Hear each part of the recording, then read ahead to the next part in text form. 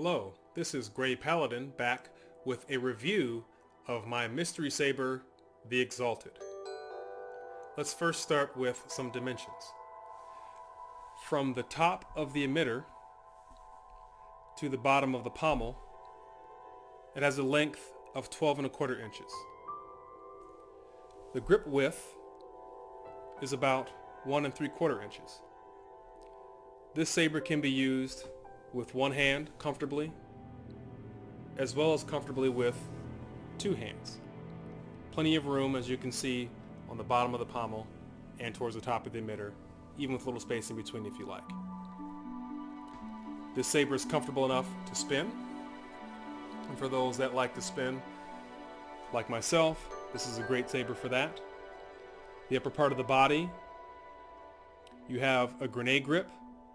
There are no sharp edges on this grip, so it can be comfortably wielded. And for those that like to wear gloves when they spin, it's also comfortable so you can feel that grip through the glove as well. The bottom end of the body is much smoother all the way around, which is extremely comfortable in the hand. This saber is also very well balanced from the top to the bottom. It has a standard finish with black anodizing, but you can also see that there is brass at the thin neck, as well as on the CoverTech wheel, which did come with the saber. When I first opened this saber, the brass had lots of luster. It was very bright. Over time, you will see that the brass will darken a little bit and begin to tarnish.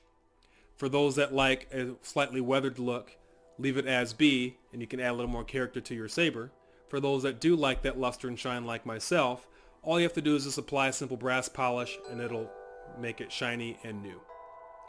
One nice thing about that is you know that if it does tarnish like that, it is solid brass. SaberForge uses very good craftsmanship and very good materials in the construction of the lightsabers. When you hold this is approximately, say 2 to 4 pounds. So it has a good weight to it. When you hold it, you're not just holding a flashlight. You feel like you're holding an actual lightsaber. It's great. Even though it does have a thin neck emitter, it does take a 1-inch blade. At the base of the pommel, you have the speaker. It is vented, and it does allow for a lot of sound to come through.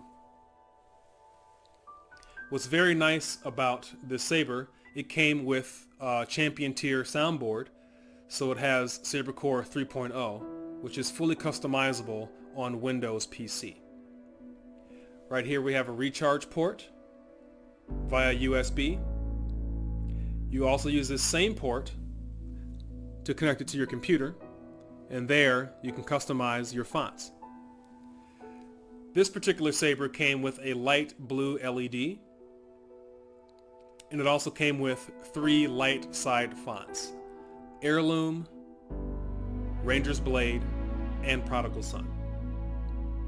I did toy around quite a bit with the SaberCore 3 software, and you can make many adjustments to this. You can change the sensitivity of the swing and clash sounds. You can also change how the blade will shimmer or flicker. You can have no effect. You can have a fast shimmer, a slow shimmer. It can pulse quickly or pulse slowly. Very nice effects. You can also customize all the fonts. I put the master on here. I kept Heirloom as well as Prodigal Son. But you can also go to SaberForge's website and download additional fonts, the gray side as well as the dark side, so I got to play around with those as well. My particular saber has a hodgepodge because what I did was I picked all of my favorite sounds across several different fonts. So I have the ignition of say Heirloom, but I have the blaster sound effect of Ranger's Blade, and I have a swing of Prodigal Son, and so on and so forth. So to power this saber up, all you have to do is tap the AV switch, and it'll give you confirmation that power is going to the saber. Heirloom. And from there, just tap again, and it will ignite the saber. There you can see the light blue LED, and if you look closely, you can see that it has a very slow pulse, so it'll get a little dim and a little brighter. I think this is a very nice effect. You can trigger the blaster sound effect by just tapping the AV button once.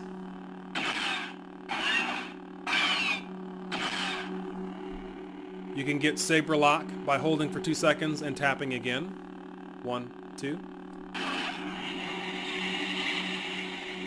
To end the saber lock, just tap it again. You get a force sound effect by holding it for 2 seconds and then tapping twice. 1, 2. That was a force push. And then to power down the saber, just hold the AV button until it powers off.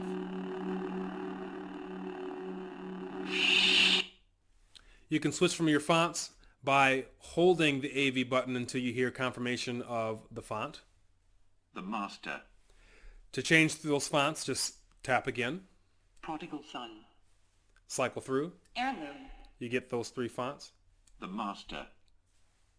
Prodigal Son. Once you get to the fonts you like, press and hold again. It will confirm and ignite into your new font. Of course, you get your swing. You get your clash. And then the other sound effects that I demonstrated earlier, which would be your blaster, your saber lockup, as well as your force.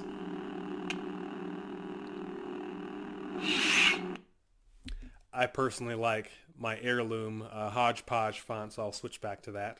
Heirloom.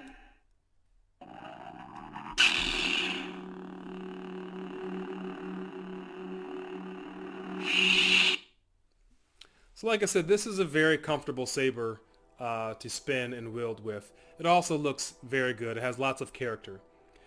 I know there are some that are traditionalists when it comes to thin neck emitters, but one thing I like about this particular saber is that it does not have a control box like you see on Luke Skywalker or Obi-Wan Kenobi's lightsabers.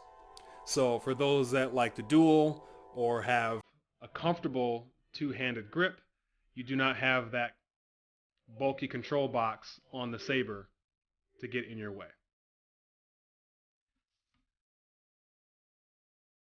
To loosen the retention screw here, I'll pull out my blade plug so you can see the inside of the emitter.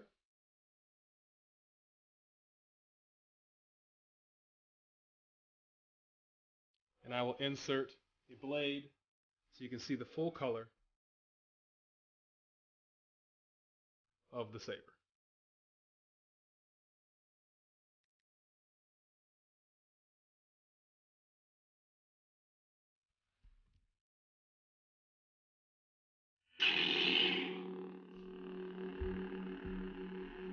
Hopefully here you can see on the table that slow shimmer and pulse.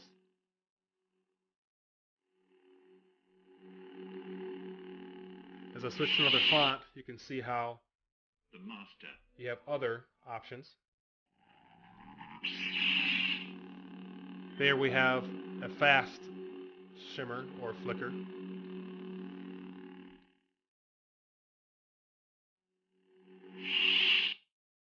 So all in all, I am extremely pleased with this lightsaber.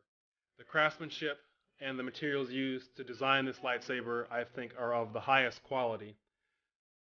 The thick wall blades are exceptionally nice. That means they hold up for dueling, and they also get maximum color all the way through. Of course, because it is an LED, you will see it slightly brighter towards the emitter. However, you do not lose light as you work your way towards the tip. The color goes all the way to the edge, as you can see. So you don't lose any brightness for the most part as you go through. So for those that are interested in SaberForge, I highly recommend SaberForge. Just be prepared to know that the lead times are exceptionally long. If you want to saber very quickly, then SaberForge may not be the way to go. However, if you do want quality, then I do recommend SaberForge. Thank you very much for watching. I hope you enjoyed this review of the Exalted. And stay tuned because remember, I have a SaberForge Vanquish coming as well.